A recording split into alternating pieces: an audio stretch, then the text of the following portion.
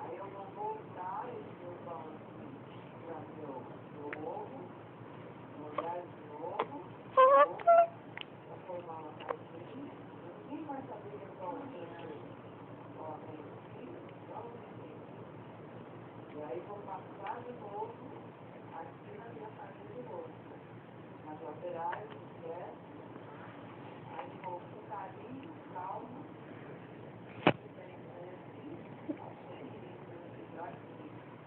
E aí vou colocar uma orelha para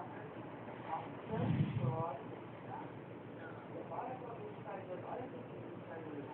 Agora eu quero te mostrar, você corta ele para sentir, não precisa ser inteiro assim, aqui, na boca. Aí você